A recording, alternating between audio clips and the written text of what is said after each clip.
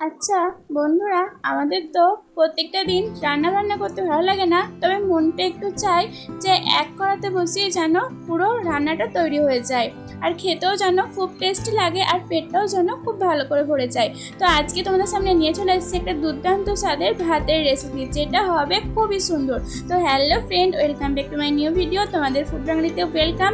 আজকে নিয়ে চলে এসেছি একটা দারুণ সুন্দর ভাতের রেসিপি, যেটা খেতে হবে অপূর্ব সুন্দর। একবার যদি কোনো মানুষ খায় বা কোনো বাচ্চা খায়, তাহলে এই রেসিপিটাই বারবার খুঁজবে। দেখো, আমি ফার্স্টে নিয়েছি এখানে চাল। আমি এখানে মিনিকেট চালেরই করছি। তোমরা যদি একটা বাসমতি চাল বা দেহরাদুন চালেরও করতে পারো।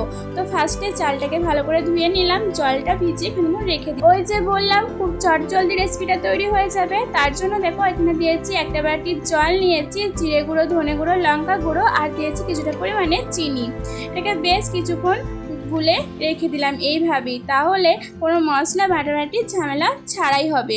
এখানে দেখো, একটা প্যান নিয়েছি, রিফাইন্ড অয়েল দিয়ে দিয়েছি, ডুমো ডুমো করে তৈরি করা পেঁয়াজটাকে দিয়ে দিলাম। এটাকে আমি বেরেস্তা করব,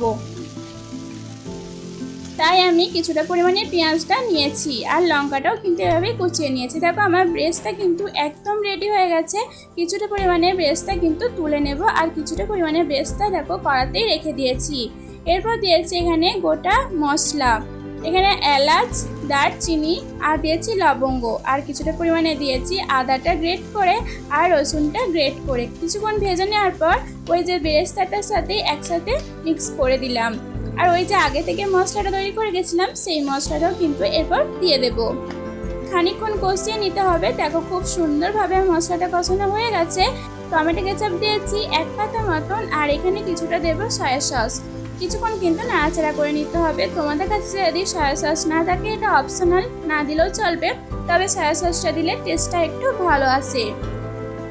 এরপর দিয়েছি মেথি, কিছুটা পরিমাণে মেথি দেওয়ার পর আরও কিন্তু কিছুটা জল দিতে হবে, যাতে মশলাটা যেন গায়ে গায়ে না লেগে যায়। এই পর্যায়ে কিন্তু আগে থেকে চালটা ভিজিয়ে রেখেছিলাম, সেই চালটা কিন্তু এবার দিয়ে দিতে হবে। জল সমেত চালটা দিলে কিন্তু মোটেও হবে না, জলটা ঝেড়ে ঝেড়ে চালটা দিতে হবে, যেন জল না থাকে চালেতে। এরপর দেখো, মশলার সাথে চালটা ভালো করে মিক্স করে নিতে হবে। দেখো, আমার একটু জল জল টাইপের লাগছে, তার জন্য কিন্তু কড়াতেই ভালো করে মশলার সাথে চালটা ভেজে নিতে হবে। আমি এখানে কুসুম কুসুম গরম জল অ্যাড করেছি, তো তোমরাও সেটাই করবে, স্বাদটা ব্যালেন্স করবে। আর এখানে লবণ দিয়ে দেবো কিছুটা পরিমাণে, তারপর ঢাকা দিয়ে দেবো ওই 1 ঘন্টা মতন, কারণ এটা আমি লো ফ্লেমে করব। আর বেশি জল মোটেও দেওয়া যাবে না, চালটা ডোবার মতনই জল দিতে হবে, আর মাঝে মাঝে কিন্তু খুলে খুলে দেখতে হবে একেবারে গলে গেছে কিনা। মোটেও গললে চলবে না, দেখতেই পারছো। এই পর্যায়ে কিন্তু ভাতটা নামিয়ে নিতে হবে। তো দেখো, কড়াইটা একটু ভালো করে পরিষ্কার করে নিয়ে আবারও রিফাইন অয়েল দিয়ে দিয়েছি। আগে থেকে 2টো ডিম, কাঁচা লঙ্কা, পেঁয়াজ, নুন দিয়ে গুলে রেখেছিলাম, তো সেটাই কিন্তু এবার দিয়ে দিলাম। এবার ঝুরঝুরে পড়ার মতন তৈরি করে নেব। দেখো, আমার ডিমটা কিন্তু খুব ভালো করে ভাজা হয়ে গেছে, আর ওই যে আগে থেকে তৈরি করে রেখেছিলাম ব্রেস্তাটা, সেটা কিন্তু এবার দিয়ে দিচ্ছি। আর কিছুক্ষণ ভেজে নেওয়ার পর ওই যে ভাতটা তৈরি করে রেখেছিলাম, সেই ভাতটা এবার দিয়ে দেবো। ডিমটার সাথে ব্রেস্তার সাথে ভাতটা খুব ভালো করে মিক্স করে নেব। এরপর ওপর থেকে গরম মশলা গুঁড়ো দিয়ে দিচ্ছি, আর দিচ্ছি স্বাদ মতন একটু গোলমরিচ গুঁড়ো, আর 1 চা চামচ ঘি। ঘিটা দেওয়ার জন্য স্মেলটা কিন্তু খুব সুন্দর উঠেছিল। আর ঘিটা দেওয়ার সময় কিন্তু গ্যাসের ফ্লেমটা পুরো অফ করে দিতে হবে, এরপর ঢাকা দিয়ে দিতে হবে।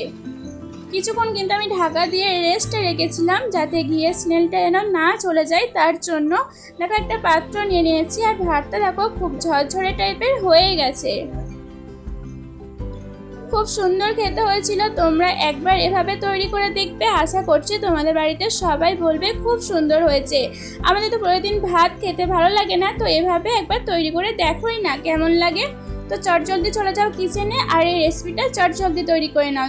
দুপুরে বা রাত্রে খাবার সময় কিন্তু খেতে ভীষণ টেস্টি লাগবে। আমি তার সাথে কিন্তু একটা সিদ্ধ করে আলু ভেজে নিয়েছিলাম, আর স্যালাড দিয়েছিলাম, তাহলেই কিন্তু আমার পরিবেশন করা রেডি। তো তোমাদের ভিডিওটা কেমন লাগলো অবশ্যই জানাও। ভালো লাগে লাইক, কমেন্ট, শেয়ার, সাবস্ক্রাইব করে পাশে থাকবে। আজকের মতন টাটা।